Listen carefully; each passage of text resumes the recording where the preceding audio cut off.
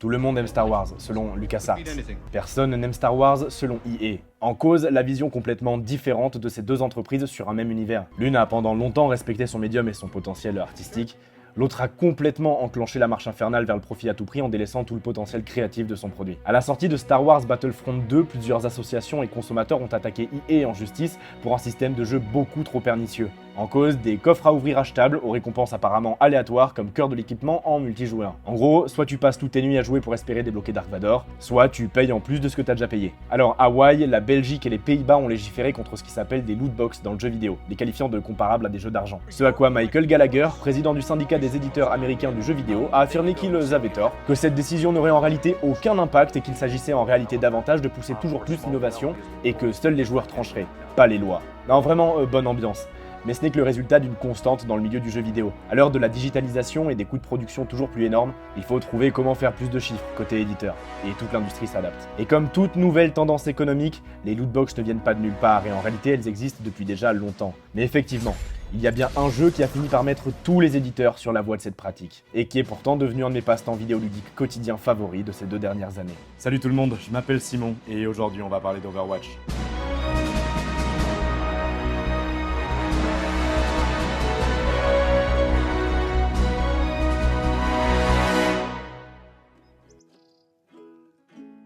C'était mi-2015, j'entends parler d'une bêta, d'un jeu qui a l'air d'hyper pas mal de monde, sauf moi. On m'explique que c'est l'ancien projet Titan, sûrement le plus gros investissement de Blizzard et peut-être même de l'histoire du jeu vidéo, longtemps resté secret, bien gardé dans les locaux de la firme. Comprends bien, la plus grosse nouvelle licence, la plus grosse entreprise de l'industrie qui était apparemment attendue au tournant, et a raison. Alors je ne sais plus trop par qui, ni comment ça s'est fait, mais alors que je n'étais pas du tout emballé par les trailers, quand la bêta a été ouverte fin novembre, je me suis laissé tenter, j'ai été curieux, je l'ai téléchargé, j'ai commencé à jouer et je n'avais jamais autant été pris dans un jeu aussi rapidement que depuis Minecraft, qui reste de très loin le jeu sur lequel j'ai passé le plus d'heures. Et c'est marrant, tout comme Minecraft à l'époque, au départ c'était l'ambiance, l'esthétique du jeu qui ne me parlait pas du tout quand je l'appréhendais via les yeux d'un autre, à travers ce qu'on m'en disait ou les trailers sur internet. À ce moment-là, en plus, j'étais en pleine folie Rainbow Six Siege et je préférais clairement ces agents photoréalistes, lourds, à tous ces héros bariolés, tresseurs, faucheurs, chacals qui me semblaient vraiment enfantins. Faux quoi. Enfin en tout cas bien loin de mes goûts. Eh bien j'étais loin d'imaginer que je finirais par leur proposer de venir vivre avec moi. Parce que ce que j'avais oublié, c'est qu'un jeu s'apprécie bien au-delà de son univers graphique. La spécificité même de cet incroyable médium qui le différencie de tous les autres, c'est le feeling. L'adrénaline, la dopamine qu'il va pouvoir libérer en nous à travers la manette. Et avant d'arriver à ce niveau d'excellence, Overwatch a fait beaucoup de chemin.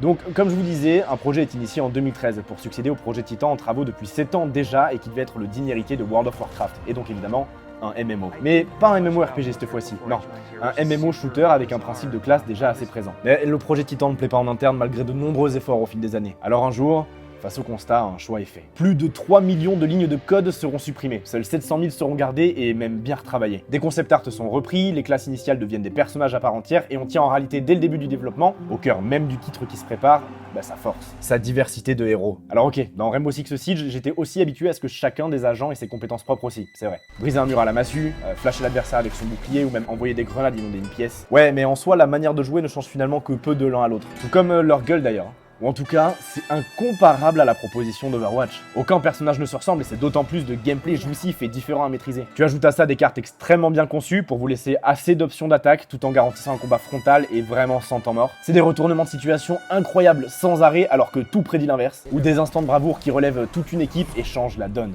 Une vraie culture du skill. C'est même devenu un mème pendant un temps. Le jeu est extrêmement bien pensé pour que chacun des joueurs à la fin d'une partie se sente gratifié, que personne ne soit laissé pour compte et que tout le monde en sorte plus fort et plus fier. C'est précis, c'est jouissif, c'est rapide, c'est classe. Easy to play, hard to master est la devise de Blizzard. Et pour le coup, je me suis lassé dedans et je suis toujours à fond 2 ans après sur l'autre. Parce que chargé avec D.Va dans la mêlée, les canons qui tournent en cadence avec notre ange gardien si fragile qui nous maintient en vie alors que les balles, lasers et flèches fusent et se brisent sans relâche sur assez du mecha, c'est tellement nerveux, ça mobilise tellement tous les réflexes. Et quand on en sort victorieux, après avoir tenu bon jusqu'au dernier instant des prolongations, là on se sent fier de ce qu'on a accompli. Et ça, ça demande tellement des ressources complètement différentes que de décocher une flèche d'une précision sans faille, à une centaine de mètres entre les yeux d'une tresseur en perpétuel mouvement, ou même de savoir précisément quand lâcher son mini trou noir pour regrouper tous les adversaires au même endroit, de sorte à ce que Pharah déchaîne son courroux de roquettes et fasse un véritable massacre.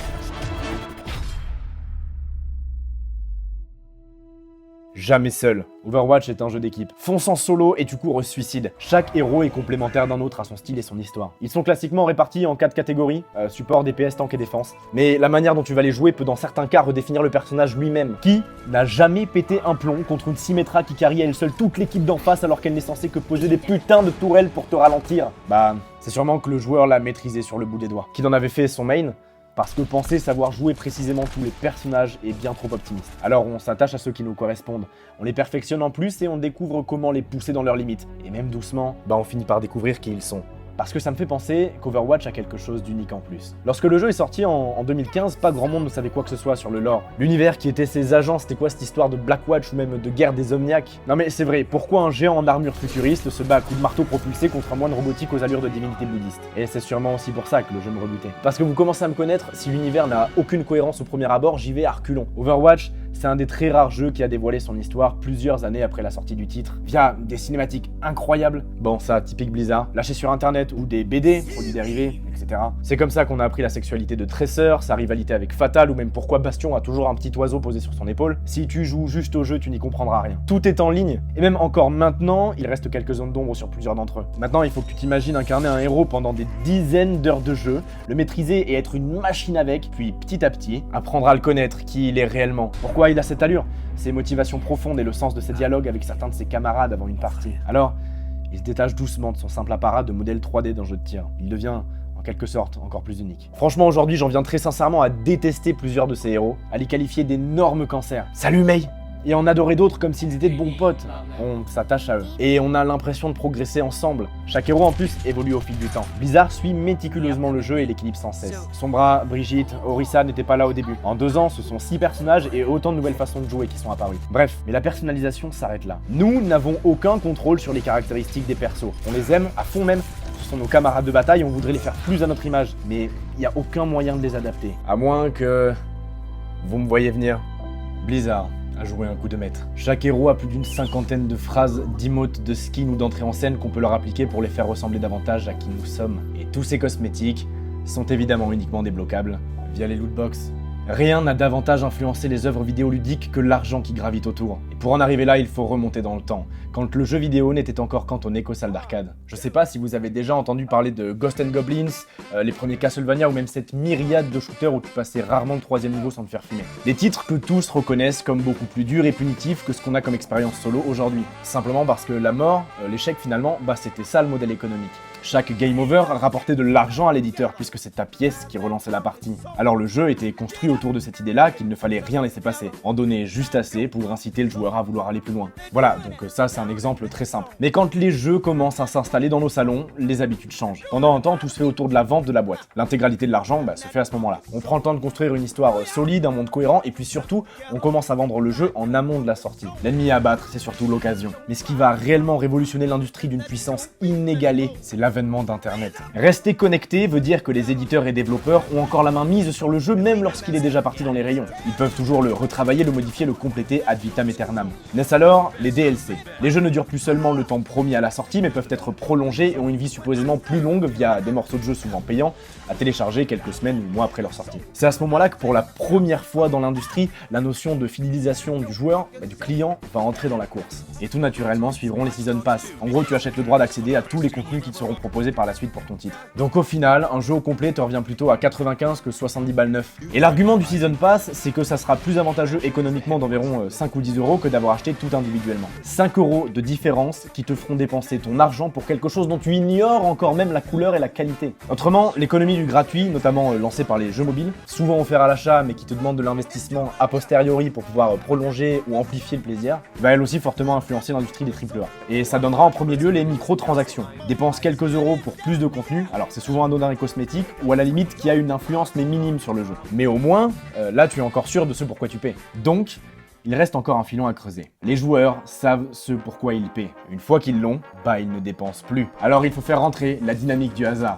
Et vous y voyez qu'on y vient doucement à nos lootbox payantes. Et cette démarche précise de microtransactions s'est avérée avec le temps beaucoup beaucoup plus rentable que l'ancien modèle d'abonnement mensuel comme pouvait le proposer WoW par exemple. Ne serait-ce que parce que déjà ce dernier freine beaucoup de joueurs à tenter l'expérience de jeu. Là où on s'est rendu compte qu'un joueur était prêt à dépenser beaucoup plus d'argent que le prix du jeu classique en microtransactions, et on ne compte plus le cas d'adolescents ayant claqué des fortunes là-dedans. Pour Blizzard Activision, les microtransactions, c'est 4 milliards de dollars de bénéfices en 2017. Plus de la moitié de leur bénéfice total. Et c'est toutes ces micro-révolutions qui auront amené à la naissance d'une toute nouvelle forme de jeu sur le marché. Jamais vu auparavant et rendu possible seulement avec Internet. Le jeu-service. C'est Benjamin Cousin, fondateur d'un studio et producteur exécutif de Battlefield, qui résumait bien l'idée en un tweet. En 2000, un jeu voulait être un des 5 titres que vous alliez acheter cette année. En 2018, ce même jeu veut être le seul et unique auquel vous jouerez ces 5 prochaines années. Certains titres sont faits pour durer. Tout dans le jeu est fait pour ça. Le jeu service, c'est ce jeu sur lequel tu reviendras un peu tous les jours, qui ne se finit jamais vraiment. Un jeu multijoueur idéalement, bien sûr. Le jeu service, c'est Counter-Strike, League of Legends, Hearthstone, Overwatch. C'est un jeu qui étudie le comportement des joueurs avec des outils de tracking et adapte son gameplay en fonction, avec une communauté très active. C'est un jeu qui ne meurt jamais. C'est un jeu qui peut rapporter gros, très gros. Et nombreux sont ceux qui tentent d'entrer dans la partie. Mais vous l'aurez compris, qui est par nature très violente car trustée par quelques titres bien en place et qui prennent déjà tout le temps des joueurs. Et plus l'on s'investit dans un jeu service sur le long terme, plus il est aussi difficile de s'en détacher. Je sais, c'était dense comme explication, mais j'avais besoin de vous expliquer tout ça pour vous faire comprendre ce qui fait l'essence d'Overwatch. Ce qui fait qu'il est si addictif, c'est parce qu'il fait partie d'une catégorie pensée comme telle. Pourquoi les personnages vivent les mêmes événements que moi au fil de l'année? Pourquoi il devient meilleur sans cesse? Pourquoi tout fonctionne autour d'un système de saison intelligent comparable au sport traditionnel? Pourquoi un seul jeu propose autant de façons de jouer? Que c'est un jeu sur lequel tu peux passer une nuit blanche complète comme 2 parties de 20 minutes entre midi et 2. Quoi qu'il arrive, le sentiment à la fin sera le même. Je lutte pour ne pas en relancer une autre. Quand je gagne, le prétexte pour ne pas quitter, c'est que je suis dans une bonne veine, et quand je perds, je peux pas quitter comme ça quand même. Non, je peux pas quitter sur une défaite. Aujourd'hui, je ne me vois plus quitter Overwatch quand j'ai du temps libre à tuer. Il est beaucoup trop prenant, et on sent que c'est un jeu vivant. Et pourtant, je ne compte plus le nombre de pauses de 2 ou 3 mois que j'ai fait sans y jouer. Mais je finis toujours par y revenir. Quand c'est Noël et que ma tresseur devient un lutin, ou l'été, quand tous enfilent leur maillot comme pour dire qu'ils sont toujours pas loin de ma vie de tous les jours. Au final, c'est bien ce que je vous disais. Ces héros sont devenus mes acolytes, des potes du quotidien que je retrouve depuis 2 ans les longs week-ends d'hiver, ou ces journées où aucun de tes vrais potes ne veut bouger. C'est toute une œuvre influencée pour le meilleur par le modèle économique en vogue de son industrie dont on parle depuis tout à l'heure. Alors bien sûr, à toutes ces avancées financières, des irréductibles polonais, et non pas gaulois, résistent encore et toujours à l'envahisseur, se tarant de quelques pics lancés discrètement au reste de l'industrie dans leurs plus gros trailers. Et des studios comme ça, il en faut, mais dans l'ensemble, la grosse majorité de l'industrie suit ce genre de tendance vénale avec plus ou moins d'honnêteté. Au point que quand EA annonce pour une fois ne pas faire de la merde pour leur prochain Battlefield, la foule applaudit, c'est dire. Alors est-ce un mal? Pas certain. En réalité, sans toutes ces avancées, aussi bien soient-elles menées pour des raisons économiques, beaucoup de systèmes de jeu n'auraient jamais vu le jour. Overwatch n'aurait sûrement jamais existé. Les jeux services répondent à une demande économique, mais demeurent un style de jeu agréable dans lequel passer un peu de temps chaque jour sans nécessairement s'investir comme d'autres titres le demandent, me fait du bien. Et comme pour tout, si certains en abusent, d'autres utilisent ces nouvelles opportunités pour le meilleur. Je ne compte plus d'ailleurs le nombre de DLC incroyables auxquels j'ai joué ces dernières années. De la plus égoïste des intentions peut naître le meilleur. Overwatch en est un parfait exemple. Alors je ne peux que vous conseiller de prendre la manette, d'entrer dans l'arène et de vous battre sans relâche avec n'importe lequel de ces héros, pour comprendre chaque seconde qui passe davantage, ce dont vous n'auriez pas pu vous passer.